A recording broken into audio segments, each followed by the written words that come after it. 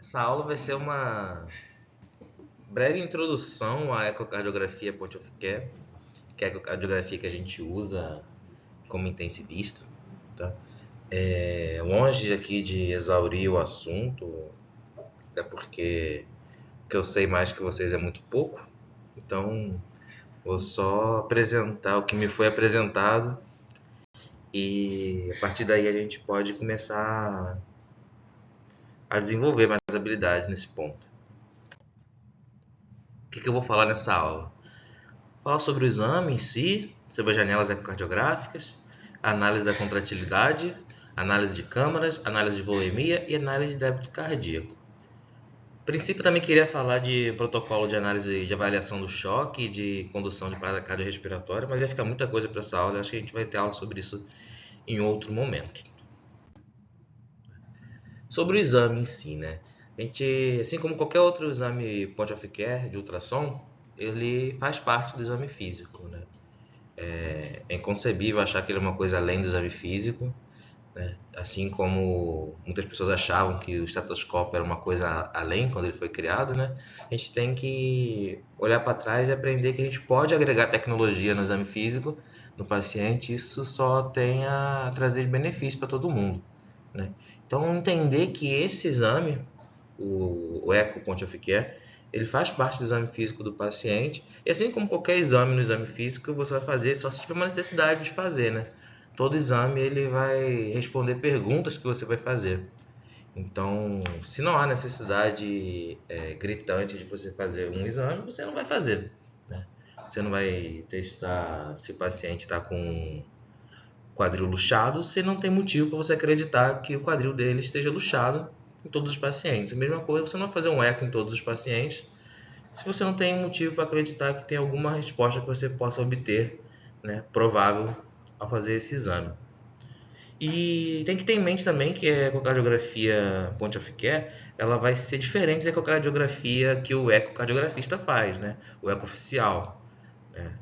Principais diferenças na minha avaliação é de que quando a gente faz o point of care, a gente está querendo responder uma pergunta, né? Ou algumas perguntas que vêm à nossa mente. Diferente da ecocardiografia do ecocardiografista, que a ideia é você fazer uma análise completa do órgão, destrinchar ele, entender como é que ele está naquela situação e definir um perfil para esse órgão, né?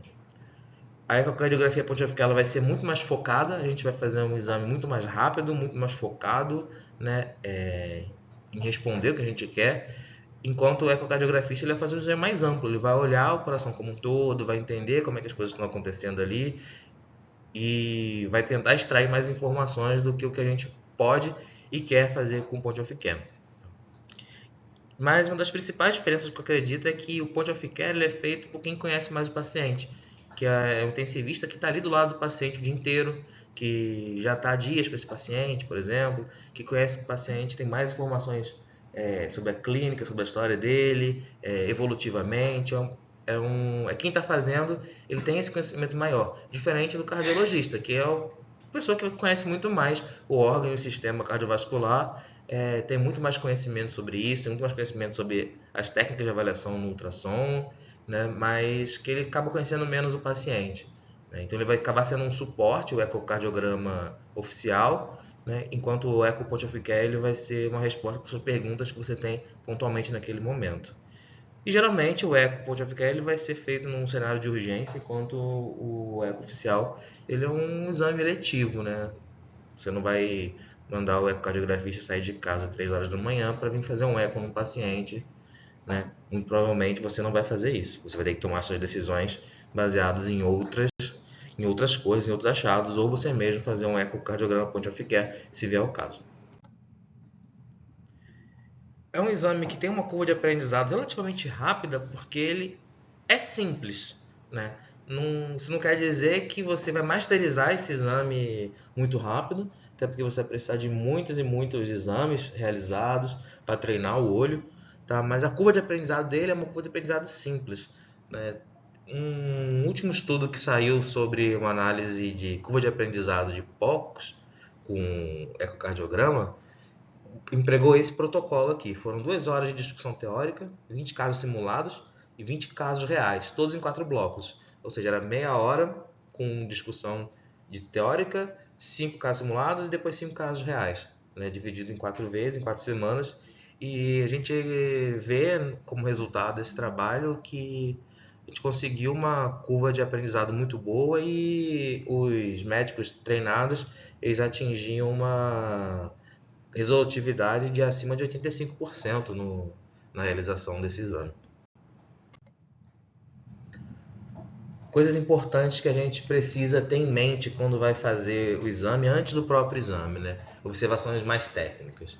A gente precisa sempre entender que o ecocardiograma ele vai se dar num âmbito bidimensional e a gente precisa entender que estrutura que a gente quer avaliar para a gente posicionar e ajustar o equipamento da melhor maneira possível, né? A gente tem que saber a que profundidade a gente está querendo avaliar essa imagem. Um coração, por exemplo, a gente vai querer estar a mais de 15 milímetros de profundidade. Então a gente precisa avaliar a profundidade e ajustar ela, porque se a gente estiver botando pouca profundidade, a gente vai ver mais superficialmente o órgão, vai perder informações que podem estar mais profundas.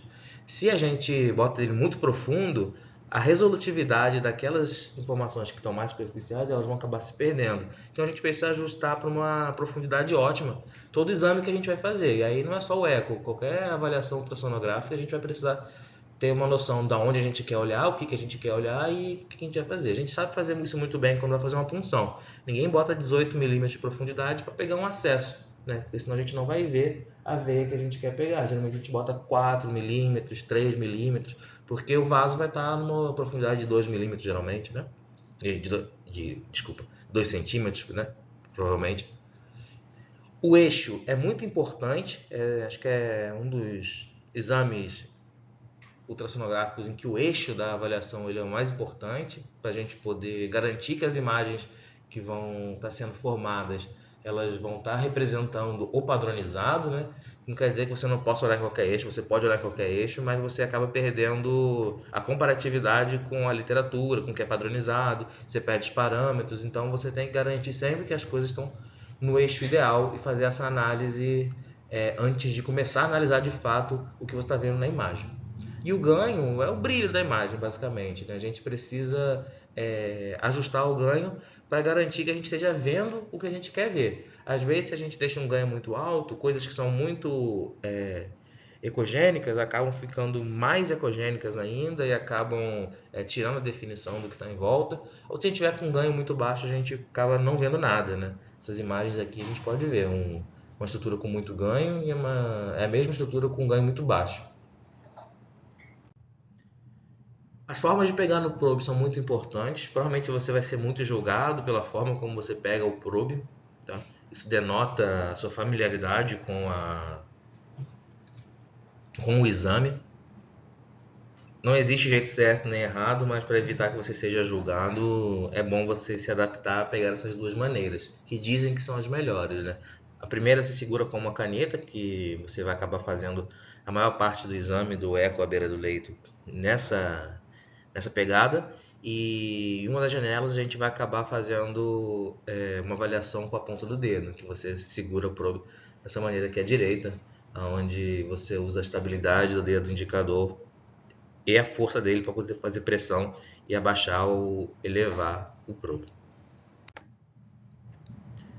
Lembrando que quando a gente faz uma ultrassonografia de qualquer parte do corpo, o índex geralmente a gente quer que ele fique na posição à esquerda da imagem, né? Que é o, entre aspas, natural, que a gente acaba fazendo com qualquer outra ultrassonografia, mas o padrão na cardiologia é o índex invertido. O índex fica para a direita da tela. Então a gente precisa se atentar a isso, senão a gente vai acabar fazendo imagens invertidas. Se você está com um ultrassom com eco que você não sabe mudar o índex, não sabe mudar esse preset, não sabe o que fazer, então você vai ter que se atentar para inverter o probe para você obter as imagens na mesma orientação que você esperaria ver um preset de eco. As janelas ecocardiográficas. Vamos olhar elas agora. A primeira janela que geralmente a gente faz a análise do paciente de maneira de sentido horário, né? Então a gente começa pela janela parasternal, eixo longo, vai para parasternal, eixo curto, vai para apical, depois para subcostal, no sentido horário desse paciente. A primeira janela que a gente vai avaliar aqui é a janela parasternal eixo longo. É a janela que você vai botar na posição parasternal, com o índex da probe apontado para o ombro direito do paciente, e você vai procurar o melhor espaço intercostal para visualizar um corte longitudinal do coração. Vou falar que é o terceiro espaço, que é o quarto espaço, que é o quinto espaço. Isso vai variar muito com o biotipo do paciente, né? Com a forma como ele está, se é um paciente que tem DPOC, se é um paciente... Enfim, muitas variações acontecem. Então, assim, vou me furtar de dizer qual é o melhor espaço, mas você deve olhar dentro de um espaço intercostal o que melhor você consiga obter esta imagem, né? Essa é a imagem que a gente quer ver. A gente quer ver o coração cortado de maneira longitudinal. Você vai tentar botar o septo desse paciente menos horizontalizado, mais inclinadinho, mas nessa posição, de forma que você veja o ventrículo direito acima, o ventrículo esquerdo abaixo, perdendo o ápice. Não é uma janela que você vai querer ver o ápice, tá? Mas que você consiga ver também outras câmaras, né? Como o átrio esquerdo, a saída do ventrículo esquerdo, a raiz da aorta. Você vai querer buscar neste plano tanto a válvula aórtica quanto a mitral, tentando sempre ver a centralização delas, elas bem centralizadas quando vão fechar. Isso tudo vai indicar que essa imagem está num bom plano. Aqui a gente vai conseguir ver bastante coisa. Vou botar um exame, vou deixar o exame em movimento acontecendo aqui para a gente poder ter uma noção melhor. Tá? Janela parasternal vai ser, obviamente, parasternal. Você vai procurar o espaço intercostal mais adequado para esse paciente. Tá? E você quer cortar o coração nesta área. Lembrando que o paciente, idealmente, ele tem que estar em decúbito lateral, tá? Decúbito lateral esquerdo, para que o coração fique mais próximo da parede e você consiga ver ele melhor. Vocês podem ver, as válvulas se fecham centralizadas, o septo está bem inclinadinho, aqui a gente vê o ventrículo esquerdo, o átrio esquerdo, raiz da aorta. A gente vai ver ali em cima o ventrículo direito, como eu tinha falado. E as válvulas. Septo interventricular, aqui embaixo a gente vai ter a parede do ventrículo esquerdo e logo abaixo dela, refringente, o pericárdio. Aqui é a aorta descendente, tá? A aorta ascendente está aqui em cima e a aorta descendente está passando aqui embaixo. Essa é uma região onde você pode ver líquido no pericárdio ou líquido na pleura.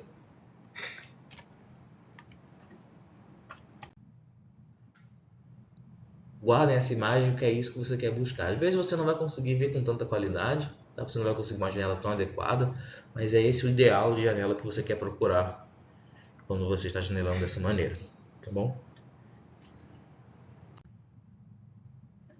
Próxima janela que a gente vai ter é feita na mesma posição, mas a gente vai rotacionar o probe de maneira que a gente pegue a mesma janela numa forma perpendicular. Se aquela era o eixo longo parasternal, essa a gente chama de parasternal eixo curto. Você bota ele no parasternal eixo longo e rotaciona 90 graus, jogando o probe, obviamente, para o outro ombro. Aqui você vai ver um corte, entre aspas, tomográfico do coração e você vai poder ver alturas diferentes. A altura da base, a altura da válvula mitral, a altura dos músculos papilares e a altura do ápice. Você consegue fazer um screening completo do coração. Aqui é na altura da válvula aórtica, da base do coração. O que a gente está vendo aqui é o átrio esquerdo, o átrio direito. Aqui em cima a gente vai ver o ventrículo direito. Tá? Aqui a gente vê a válvula aórtica, seus 3 folhetos, a válvula tricúspide. Nota aqui, você vê bem a anatomia dela com os 3 folhetos, bem bonitinha, parecendo o símbolo da Mercedes-Benz. Se você está vendo a Mercedes-Benz aí, você está vendo certo, você está na posição certa. na altura certa. Descendo mais um pouco, você vê a válvula mitral. Tá? Aqui você pode ver muito bem o ventrículo direito, tá? O septo interventricular, os folhetos da válvula mitral abrindo e fechando, e você vê o miocárdio em volta. Aqui é o nível dos músculos papilares, é mais em direção à ponta. Ventrículo esquerdo, ventrículo direito, você vê que o ventrículo direito ele se esparrama em volta do ventrículo esquerdo. Tá? O septo, os músculos papilares e aqui o miocárdio em volta. E aqui a gente vê o ápice. Né? O ápice vê a contração dele, vê a musculatura aqui em volta, o ventrículo direito. Vocês veem, nota bem nessa janela que o ventrículo esquerdo ele tem uma forma fixa, né? Uma forma em pera, enquanto o ventrículo direito ele é um crescente, ele se esparrama, ele tem uma forma que é muito difícil de você avaliar. A gente vai falar disso na hora de avaliação de câmara. Olhando aqui agora a estrutura anatômica para ficar mais fácil, mas eu acho que vocês já conseguem ter essa noção aqui só de olhar para cá, né? Que os exames estão muito bons. Os papilares, miocárdio, a contração você vê que é sempre de fora para dentro.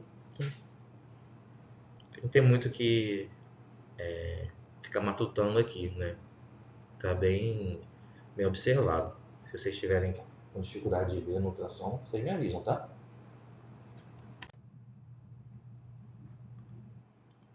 A terceira janela é a janela apical. Qual o melhor lugar para você botar? Ah, debaixo do mamilo, no espaço? Não. Você vai palpar, você vai achar onde está pulsando e você vai botar. Se você não achou onde está pulsando, você vai procurar. Você vai ter que achar esse ápice, de alguma maneira. O probe vai estar com o índex apontado para o ombro esquerdo. E você vai procurar essa imagem, tá? Ventrículo direito. Aqui a gente vai ter átrio direito. A gente vai ter o ventrículo esquerdo bem aqui. A válvula tricúspide, ventrículo esquerdo. Importante que esta imagem ela deve estar centralizada no ápice do ventrículo esquerdo. Ah, mas a gente vai perder a imagem do ventrículo direito completo. Vai. O ventrículo direito ele é muito difícil de você fazer uma avaliação da estrutura dele. Então, você não vai centralizar ele. Você vai centralizar no ventrículo esquerdo, que é onde você vai conseguir ver as melhores coisas, as melhores informações. Vou voltar aqui de novo. As válvulas, tá? Tricúspide e válvula mitral, bem centralizadinhas, você consegue vê-las bem e você consegue ver o movimento delas. Aqui, nessa região, debaixo da válvula mitral, a gente vai ter a saída do VE. Você pode ver no Doppler o fluxo, o sangue entra e o sangue sai. O sangue entra e o sangue sai. Essa região é chamada saída do ventrículo esquerdo. Ela está saindo direto para a aorta, ali naquele ponto. Essa é a imagem que a gente vê. Ventrículos, átrios e a saída. Essa aqui, nessa imagem anatômica, é o que a gente chamaria de apical 5 câmaras. 1, 2, 3, 4, 5 câmaras. Tá?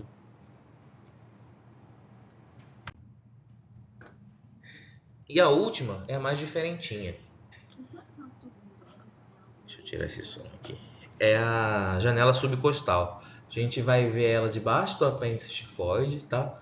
E vai procurar o coração bem próximo do fígado ali nessa região. Importante, aqui é a janela onde a gente não vai segurar o probe com uma caneta e o paciente não vai estar lateralizado. O paciente ele vai estar deitado em decúbito dorsal e de preferência com o abdômen o mais relaxado possível. Se for o paciente estar bloqueado, ótimo. Mas se o paciente não está bloqueado, que está acordado, às vezes é interessante você pedir para ele dobrar as pernas para poder diminuir a tensão no abdômen. Pode ser um exame mais doloroso, tá? Porque o objetivo aqui é você pegar esse probe e aprofundar e avançar ele dentro do abdômen, como se estivesse querendo entrar debaixo do apêndice tifoide para olhar o coração. E o que você vai procurar é isso. Você vai ver os ventrículo e átrios, tá? Lembrando, a ponta do probe está sempre ali em cima. Quanto mais distante dela, mais para profundo. Então, o que a gente está vendo aqui, ó, é o que está perto da ponta do probe, que é o fígado, tá? A gente está vendo fígado aqui e para cá a gente está vendo dentro do tórax. Então, ventrículos, tá? Aqui a gente vai ver as válvulas, mitral de um lado, tricúspide do outro. A gente consegue ver a saída do VE aqui também, tá? Consegue ver o septo, consegue ver pericárdio dos dois lados, consegue fazer uma análise do pericárdio.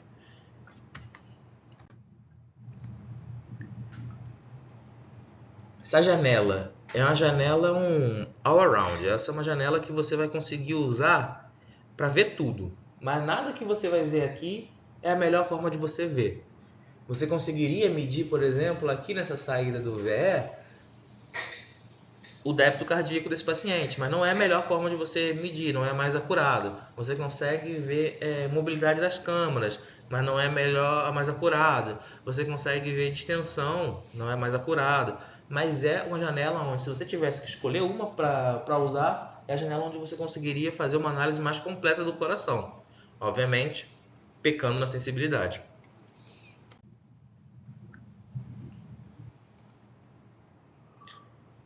E o último ponto de análise, ainda nessa janela, é a análise de veia cava. Você consegue fazer uma análise de veia cava nessa região. Você vai entrar na mesma posição e vai rotacionar e girar para o lado esquerdo, para o lado direito do paciente, perdão, em busca dessa imagem aqui. Você vai querer ver exatamente o átrio direito, você vai procurar o átrio direito e depois você vai girando até você achar a veia cava entrando nele. Achando a veia cava entrando nele, você consegue fazer medidas, consegue ver como é que está a pulsatilidade, consegue ver como é que ela está cheia. Então você vai ter sempre que buscar essa imagem depois que você fizer a análise na subcostal. Você vai aprofundar, vai rotacionar para o lado direito do paciente e inclinar um pouquinho para esse lado até você abrir completamente a entrada do átrio para ver a cava inferior.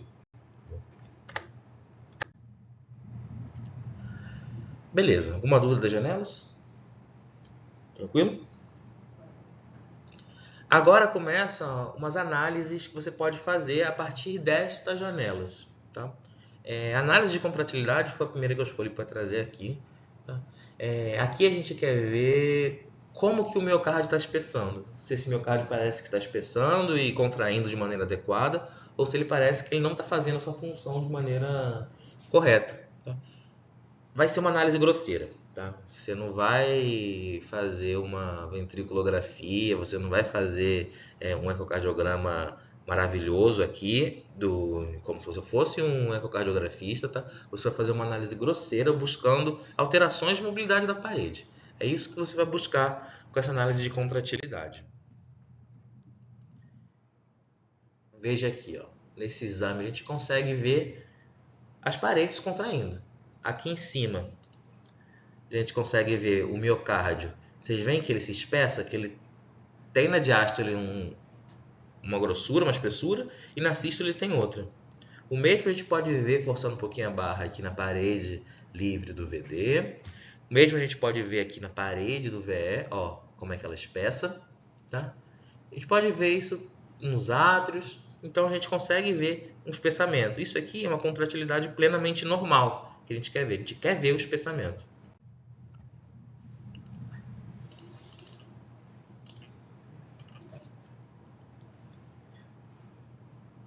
Agora a gente olhando na parasternal eixo curto.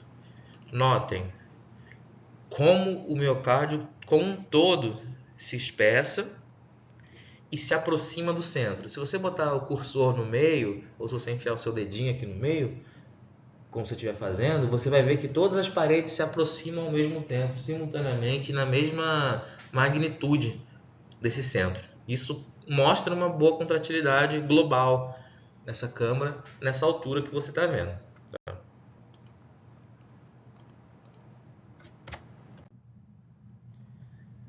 A gente pode então pegar essa imagem, entender onde é que está contraindo bem, onde é que não está contraindo e fazer uma análise com os territórios coronarianos. Pode. Você deve fazer isso? Não. Não cai na tentação de querer fazer uma análise como se você fosse um ecocardiografista, tá? Porque primeiro que vai ser difícil fazer isso, Segundo, que isso não vai te acrescentar em nada. Você saber que existe uma normalidade de parede, que ela está focal, ela não está global, já te dá informação suficiente para a pergunta que você está fazendo. Você não precisa entender se isso é um possível evento isquêmico de artéria coronária tal, do ramo tal. Você não precisa focar nisso. Não é isso que você quer com esse exame, tá?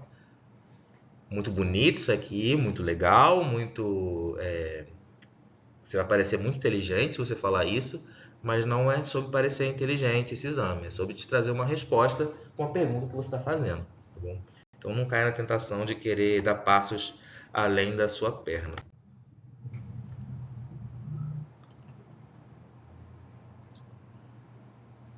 Segundo ponto que a gente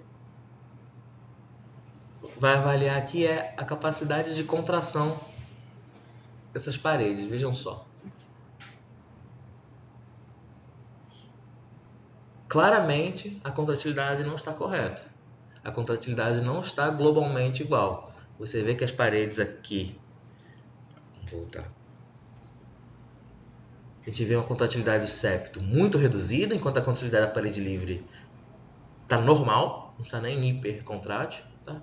Quando você olha na eixo curto, você vê uma dificuldade de contração aqui. A contratilidade ela é pouca, porque você contrai pouco, e vê o miocárdio que não espessa de maneira adequada. Ó, a parede livre aqui, ó, não está espessando nessa região.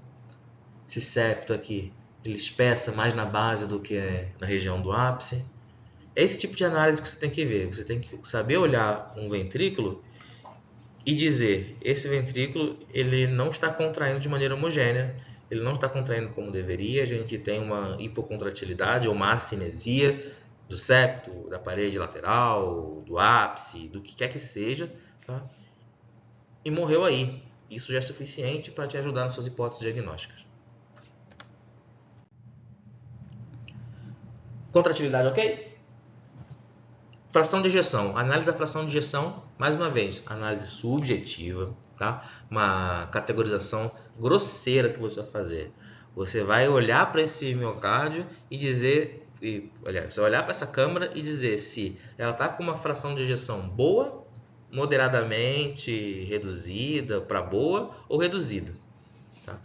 Ousaria dizer que você vai dizer que essa fração de ejeção está boa ou não está boa, né? Para esse paciente. E como é que você vai fazer isso? De maneira visual, tá? Tendo em mente a fórmula da fração de ejeção, que vai ser o volume diastólico final menos o volume sistólico final, sobre o volume diastólico final percentual. Tá? O que isso quer saber? Eu quero saber o quanto do volume inicial é a variação de volume, quantos por cento ele é. Tá? Lembrando que o coração ele faz um twist. O ventrículo ele faz um twist. As fibras elas são posicionadas de maneira que a contratilidade ela não é só lateral. Ela também é base ápice e ela acontece de uma maneira de um twist. Você tem um encurtamento desse coração junto com uma contração lateral dele. Então, quando você for olhar este coração contraindo, você tem que ter em mente que você vai ter que procurar vários ângulos, várias janelas, para você entender como é que está a contratilidade global, para tirar uma conclusão sobre isso. Tá? Vamos olhar aqui alguns exemplos. Tá? São corações com frações de ejeções diferentes, tá? Frações de ejeções calculadas de maneira adequada. Vocês podem ver, vamos olhar o da fração de ejeção de 60% inicialmente. Ó, você vê que a base se aproxima do ápice, a contratilidade das paredes e você fecha bem, reduzindo bem a distância entre as paredes. Isso você vê também na parede external, eixo longo. Tá? Aqui à direita, a gente vai aos poucos diminuindo a fração de ejeção desse paciente.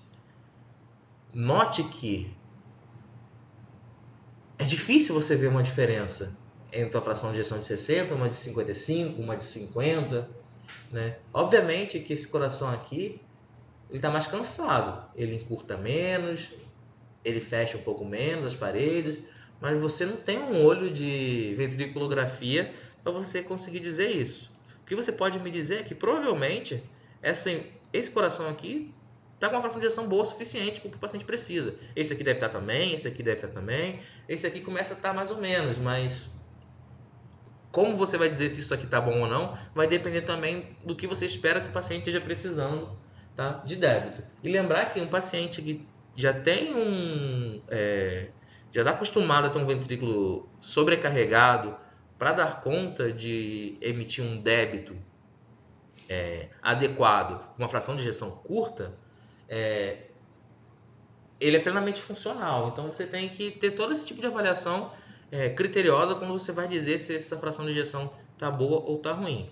Mas compare o primeiro com o último aqui. Você já vê que tem um encurtamento reduzido, tá? A mobilidade já não é tão grande, a aproximação das paredes não é tão grande, tá? As paredes elas tendem a buscar se encontrar na sístole. Agora vamos para frações de ejeções claramente reduzidas. Aqui são frações de ejeções claramente reduzidas. Abaixo de 30, olha como é que você vê que não encurta, não diminui muito o volume, tá? Comparado ao volume sistólico final com o volume diastólico final. Uma fração de ejeção de 20 a 25%, você quase não tem alteração no volume cavitário. Então é isso que você quer ver. Você quer saber se o paciente está mais para lá ou está mais para cá. É esse tipo de análise que você vai fazer. Sempre pensando, esse paciente precisa estar demandando muito débito ou está demandando menos débito. Essa fração, geralmente quando estiver nesse meio limítrofe aqui, você vai ter que sempre se questionar. É claro que uma fração de 70%, supondo que você seja capaz de dar um número com o olho, é sempre boa, e uma fração de ejeção de 20% é sempre ruim. Mas uma de 45%, 40%, depende do que esse paciente está precisando.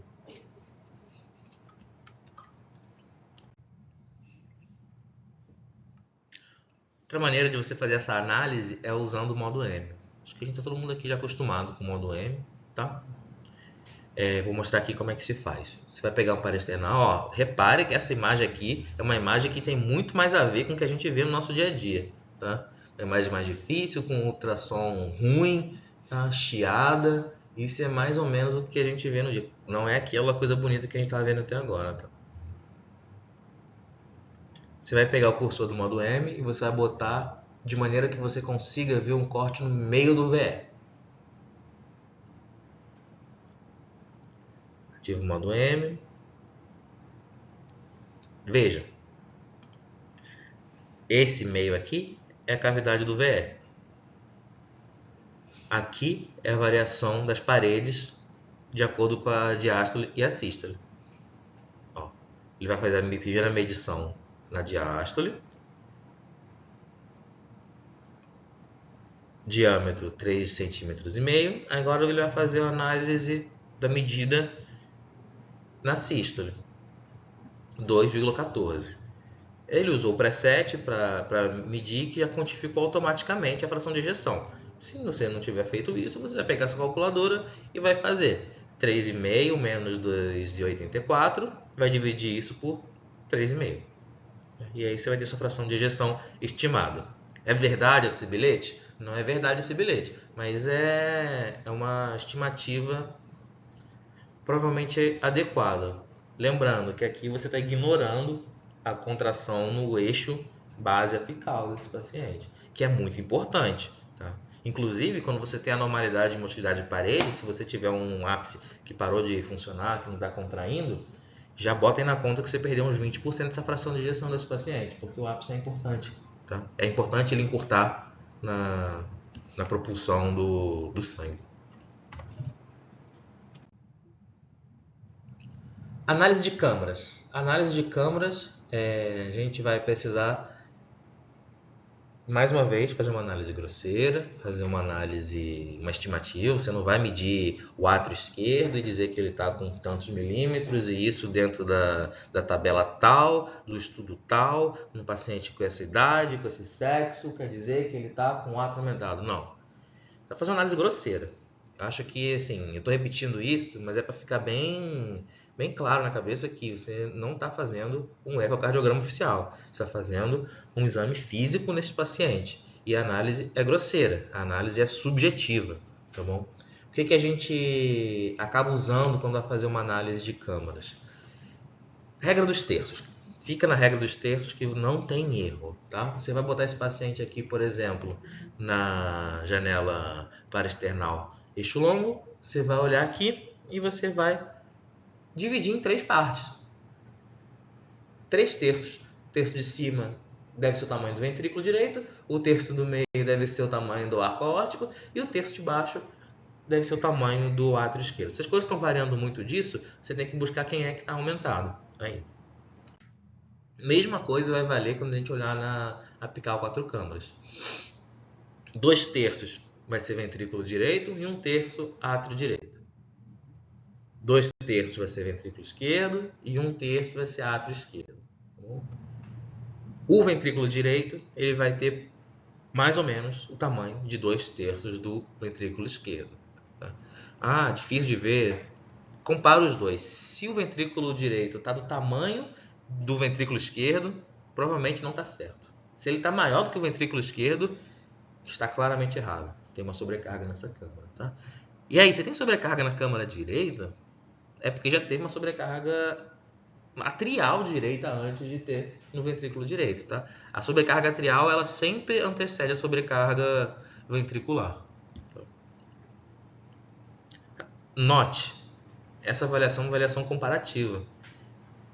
Fica difícil saber se o ventrículo esquerdo, por exemplo, está aumentado, porque eu estou usando ele como forma de comparar com o átrio e comparar com o ventrículo direito. Tá? Mas se não for uma coisa muito grosseira, um ventrículo direito esquerdo muito gigante, essa informação também não vai te trazer muito valor, né? Não vai mudar muito as suas pressuposições, os valores pré-teste da sua terapêutica e por aí vai, né? Por fim, avaliação de volemia. Tá? Volto a frisar, ainda é a pergunta mais difícil de você responder na medicina. Se o paciente está euvolêmico, hipovolêmico ou hipervolêmico. O eco vem para ajudar, mas ele vem para te dar uma noção. Né? Foi até que eu escrevi aqui na última linha que você não pode confiar muito no que você está vendo e medindo ali, não. Você vai usar isso como uma forma de melhorar o seu senso de guesstimation, né? Estimativa com adivinhação. Você vai estar sempre fazendo uma avaliação que é subjetiva na medicina e você vai tomar uma decisão tentando buscar a maior chance de acertar. A gente está sempre fazendo uma estimativa. Né? Nesse caso, o eco vai servir para a gente tentar aprumar um pouquinho o nosso senso de estimativa se esse paciente está euvolêmico, hipovolêmico ou hipervolêmico. Ele não vai dar resposta para a gente. O que a gente sabe é que quando o paciente está em ventilação mecânica, controlada, tá? Com ciclos mandatórios, mantendo o mesmo volume entre cada ciclo respiratório, uma avaliação da veia cava inferior, ela te permite acertar mais vezes o status volêmico do paciente. Aliás, a capacidade dele responder positivamente aumentando o débito quando você faz volume, do que no paciente que tem ventilação espontânea. Tá? A gente sabe disso. E essa diferença é de quase 3 vezes mais de acertos para quando você faz no paciente que está ventilado. E como é que a gente vai fazer isso? A gente vai olhar para a cava desse paciente. Vai buscar a cava. Tá? Quem não está fazendo eco, está fazendo ultrassom abdominal, vocês vão acabar vendo, vai ter uma janela invertida dessa. Tá? O átrio vai acabar estando para o lado direito e a cava vai estar na mesma posição, mas ela vai estar invertida. Como a gente está falando de eco e a gente vai terminar de fazer o eco olhando para a cava, vai acabar que a gente vai ver o átrio direito na posição à direita da tela, tá? A gente vai olhar esse átrio abrindo na veia cava, a gente vai procurar a veia cava mais ou menos 2 centímetros antes do átrio, a porção intrahepática dela. Tá? E aí vamos considerar que é um barômetro sanguíneo essa região. Ela vai dizer para a gente muito sobre a relação de pressão intratorácica desse paciente e a relação entre pressão intratorácica e pressão intra-atrial. Quando a gente olha uma veia cava, ela está claramente cheia, e eu digo isso, olhando ela parece cheia. Quando ela pulsa, ela não encosta a parede na parede. Ela tem mais de 2 centímetros de diâmetro. Isso tudo diz pra gente que esse paciente provavelmente está cheio. Tá? Ele está com o tanque cheio, provavelmente se você fizer mais volume ele não vai responder, tá bom? O que quer dizer que é verdade? Não quer dizer que é verdade, mas a probabilidade joga para esse lado. E o contrário é válido, as paredes estão se tocando quando ele respira, a gente tem uma cava muito fininha, provavelmente isso aí vai acabar fazendo, indicar para a gente uma boa resposta ao volume. Você pode fazer essa análise no modo B, tá? Que é no modo 2D. Você pode fazer essa análise no olhômetro. Você pode fazer essa análise no modo M. E você pode fazer essa análise no modo M também quantificando, né? Você vai pegar um ciclo respiratório inteiro, vai olhar ela no maior diâmetro e ela no menor diâmetro e fazer essa fração de contratilidade dela. Você vai pegar a diferença entre o maior e o menor e dividir pelo maior. Isso vai dar o percentual de variação. Quanto que varia e é bom respondedor ao volume? Estudos são inconclusivos sobre isso. Variação de 12, 20, 25, 30, 40, todas foram usadas. Não há concordância. Mas sim, olhe uma imagem dessa e me diga, será que esse paciente não vai responder ao volume? Pelo amor de Deus, parece que provavelmente vai, né? Então, assim, eu acabo utilizando, geralmente, 30% de variação como uma zona de segurança. Tô certo? Não. Tô errado? Também não. Vai saber. A gente pode usar outras informações também para poder aprimorar nosso guesstimation. A gente pode olhar o tórax desse paciente, aproveitar que já está com a ultrassom lá. Aí eu olho um paciente que está com linhas B desse tanto. Aí eu vejo uma veia jugular parecendo uma manilha. Qual a probabilidade desse paciente já estar cheio, né? A probabilidade desse paciente já estar cheio de volume é bem alta. Quer dizer isso? Não quer dizer. Essas linhas B podem ser só uma congestão porque o coração não está funcionando, né? O coração esquerdo. Essa veia jugular aí pode ser só porque tem uma síndrome de veia cava superior.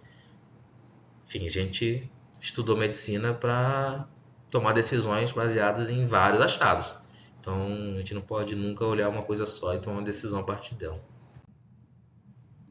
E o último ponto é a análise de débito, tá? A análise de débito é uma análise bem importante para a gente ter.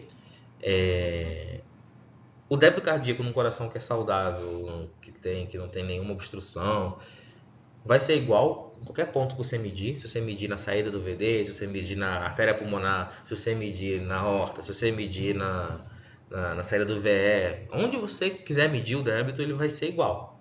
Então você pode medir em qualquer lugar. Mas a saída do VE é mais fácil de você usar para medir, por causa da geometria dela.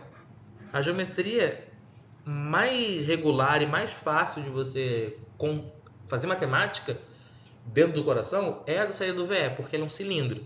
A gente vai ter um prisma no ventrículo esquerdo, a gente vai ter um crescente disforme no ventrículo direito, a artéria pulmonar nem se fala, mas quando a gente olha a saída do VE, ela é um cilindro, grosseiramente. Então você consegue ter uma noção matemática melhor na hora de calcular. Porque a gente sabe, todo mundo sabe, calcular a área do cilindro. E eu vou só lembrar aqui para quem esqueceu, que é πr ao quadrado, π, vezes o raio do cilindro, a base do cilindro ao quadrado, vezes a altura. Simples, fácil. A gente sabe qual é o raio desse cilindro, porque a gente, na parede external eixo longo, a gente consegue olhar um corte transverso desse cilindro e medir o seu diâmetro. Então, se a gente sabe o diâmetro, a gente divide por 2 e a gente já tem um raio. Maravilha. Agora a gente só precisa medir a altura. Aí vem a dificuldade, né? Qual é a altura desse cilindro? A gente sabe que se a gente quando a gente tem um deslocamento de um fluido, de um corpo, qualquer coisa, num determinado tempo, tá? A gente consegue traçar isso num gráfico, a gente consegue saber qual foi o deslocamento realizado quando a gente analisa a área debaixo da curva do gráfico de velocidade pelo tempo. Tá? ΔS vai ser a área debaixo da curva deste gráfico. E a gente consegue medir velocidade com o ecocardiograma, a gente consegue medir o Doppler e medir velocidade. E a gente sabe o tempo que a gente tem relógio.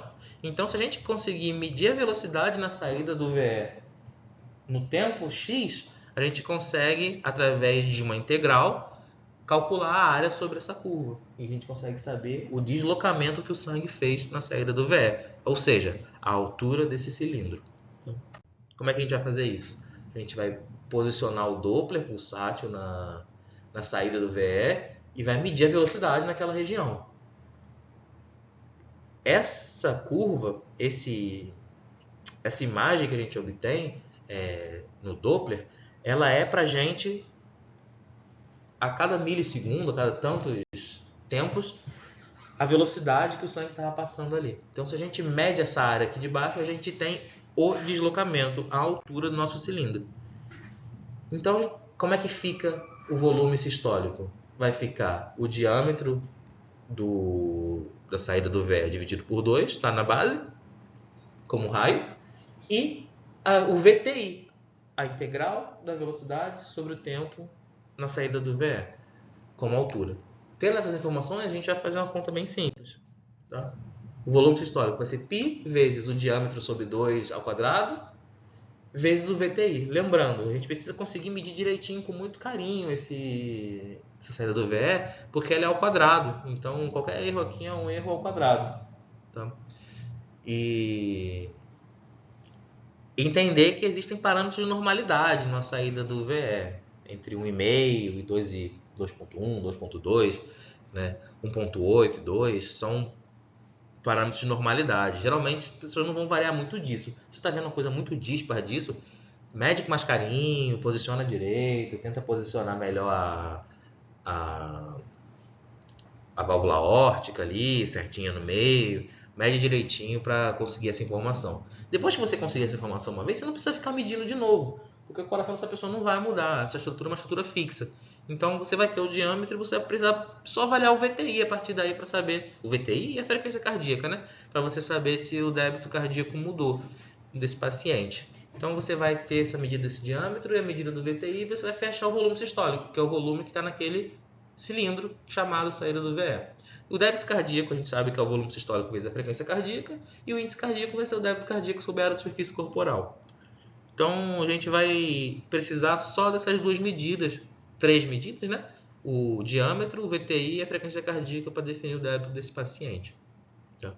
Lembrando, não adianta só medir o VTI. Eu estou com VTI de 18. O que isso quer dizer? Não sei qual é a frequência cardíaca, tá? Se eu disser assim, eu tenho um VTI de 18, eu sei qual é o diâmetro, eu tenho automaticamente na minha cabeça o volume sistólico. Tenho um volume sistólico de 50 ml. O que isso quer dizer? Não faço a menor ideia, não sei o que isso significa, porque eu não sei a frequência, não sei qual a demanda que esse paciente tem, não sei qual o tamanho que esse paciente tem. Então, assim, só o valor de VTI isolado não significa nada, tá? Mas se você tem um paciente que mantém a frequência cardíaca, mantém o diâmetro, que o coração dele não mudou, e o VTI variou, ele não cresceu, ele não engordou. Então, essa variação do VTI vai te falar sobre a variação do débito cardíaco. Mas leve sempre em consideração que se a frequência muda, o débito muda. Então, você tem que ter isso na hora de fazer essa análise. Eu fiz volume no paciente e o VTI não mudou. Mas a frequência era 120 e caiu para 90. O que isso quer dizer, né? Então, a gente precisa ter toda uma análise um pouquinho mais inteligente do que olhar um número e tomar uma decisão ou concluir alguma coisa. Tá? Como é que a gente vai medir? Aplicar o 4 câmaras, provavelmente a melhor que você consegue fazer. Vai botar o Color Doppler, você vai querer alinhar bem o fluxo de sangue com o Color Doppler, tá? Bem alinhadinho. O mais alinhadinho que você puder. Alinhou bem, você vai pegar o Doppler pulsátil, que é o Doppler que vai ver só nessa região aqui a velocidade e ele vai medir. Notem que a gente tem uma área bem pretinha no meio e uma área bem branquinha em volta. Isso é o ideal. É esse tipo de imagem que você vai querer ver. A gente chama isso aqui de um VTI bem envelopado. Ele está medindo sem nenhuma interferência, ele está medindo bem paralelo à região que ele deveria estar. Está bem feito. Tá? muitas vezes você não vai conseguir fazer isso, tá bom? Você vai tentar o melhor possível, mas quanto menos bem envelopado, mais incerteza você está gerando no seu resultado.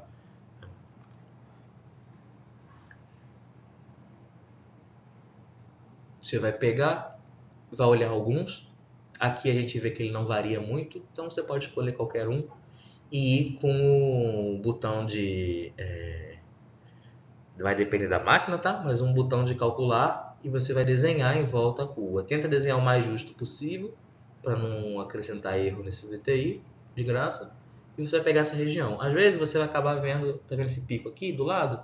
É o pico da parede, entrando na frente do Doppler pulsátil. Às vezes esse pico vai acabar estando muito grande, vai acabar se confundindo um pouco. Então você tenta imaginar bem esse VTI no que você está fazendo na hora de medir. Lembrando, quanto mais bonito, melhor. Quanto mais feio, pior.